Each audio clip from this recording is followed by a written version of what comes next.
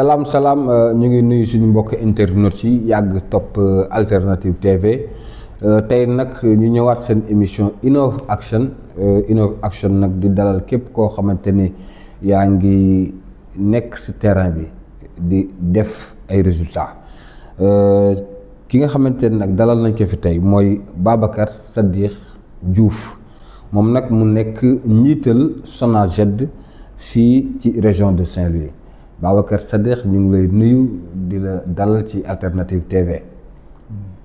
ñu ngi lay fay Kader di la nuyu di nuyu aussi vraiment remercier vraiment ci invitation bi nga xamante ni invité nga ñu ko di ko rafetlu bu baax a baax.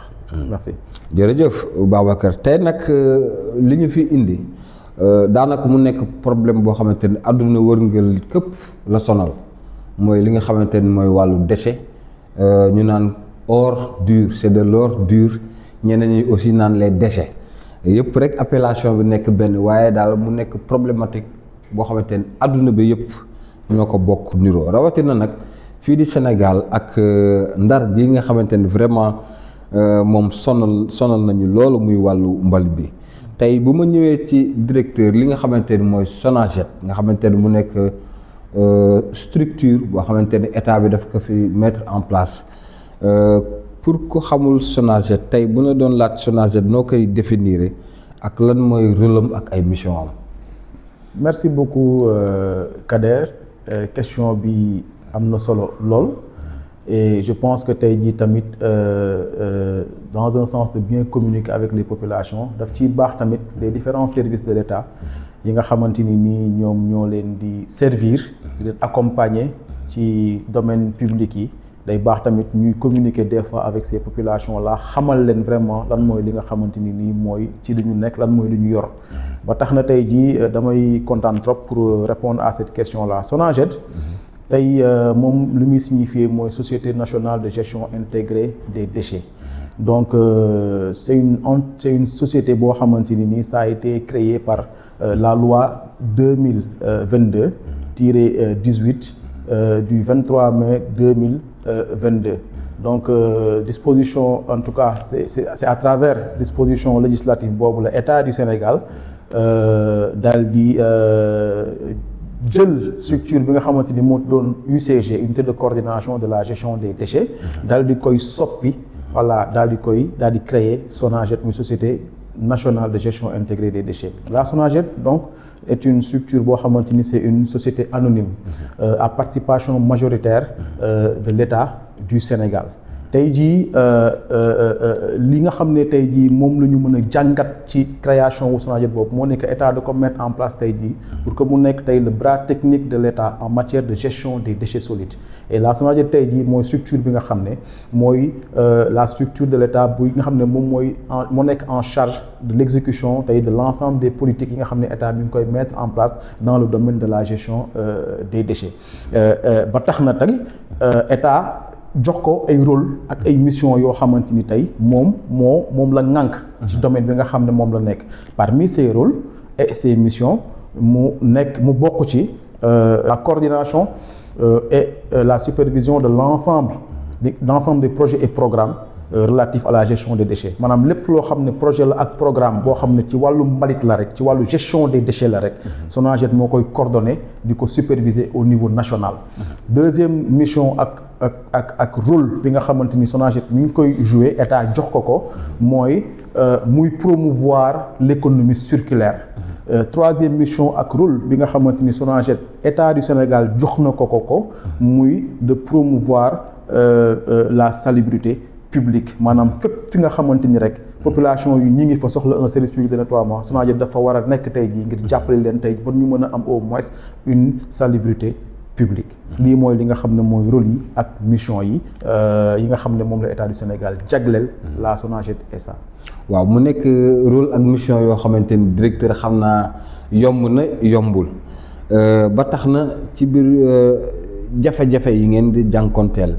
ak yi nga xamante ni aussi mën ngeen ci noter ay points positifs ci rôle bi ak mission yooyu yan réalisation la SONAGED def vraiment sur l'étendue de Saint-Louis par exemple. Voilà tey jii je pense que bu ñu doon xayma wala ñu doon en tout cas def une présentation des différentes réalisations yu Sonaged SA def au niveau de Saint-Louis daanaka je peux dire qu'aujourd'hui il y a une multitude de réalisations qui ont été en tout cas effectuées par la Sonaged au niveau de Saint-Louis. Maintenant réalisation yooyu ñu mën ko rek pàcc ñetti pàcc en premier lieu ñu mën a wax ci premier type de réalisation yi yooyu nekk ay réalisations yoo xamante ni mën nañ ko tuddee des réalisations portant sur le schéma la mise en œuvre du schéma opérationnel maanaam des réalisations sur le plan opérationnel. Deuxième réalisation yi nekk porté sur l'animation stratégique. Troisième type de réalisation yi nekk sur l'accompagnement ou bien la mise en œuvre d'opérations spéciales. Tey bu ñu nee tey jii schéma opérationnel bi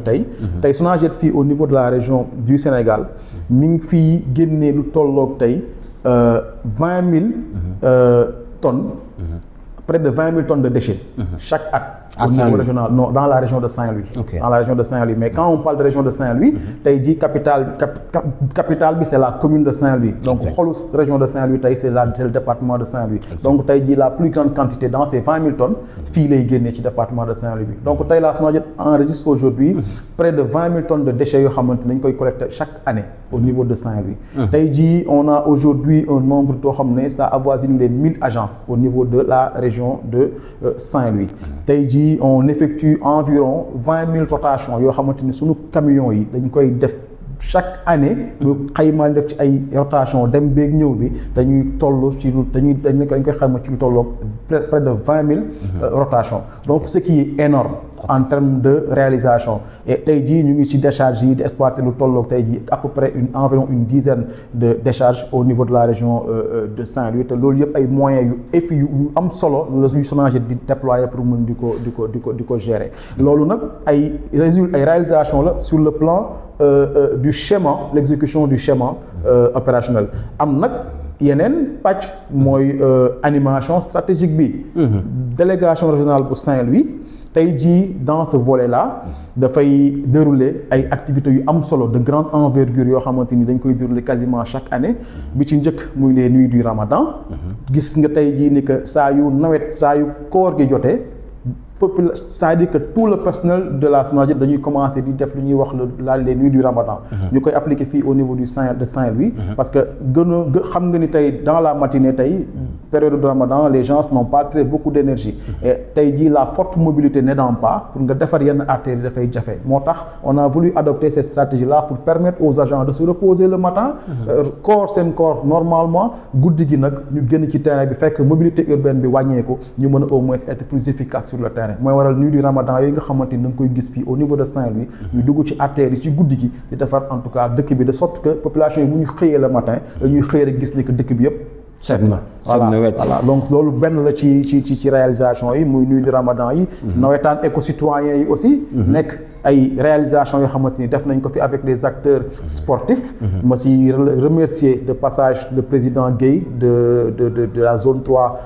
de Saint-Louis mu am aussi lu ñuy woowee des campagnes de sensibilisation yoo xamante ni c'est des campagnes ciblées de grande envergure yu Sonaged di organiser di ko def dans les sites de forte production tey jii boo doon xayma tey lu ñuy toucher ci ay populations yu ñuy sensibiliser ci wàllu cet daanaka c'est plusieurs centaines aujourd'hui de milliers de personnes yoo xamante ni ñu ngi leen di atteindre tey en termes de sensibilisation sur l'adoption des gestes éco-responsables éco-citoyens etc. Voilà. Tout à fait directeur je pense que damay téye foofu première partie bi rek parce que je pense que les réalisations on va en revenir dans la deuxième partie.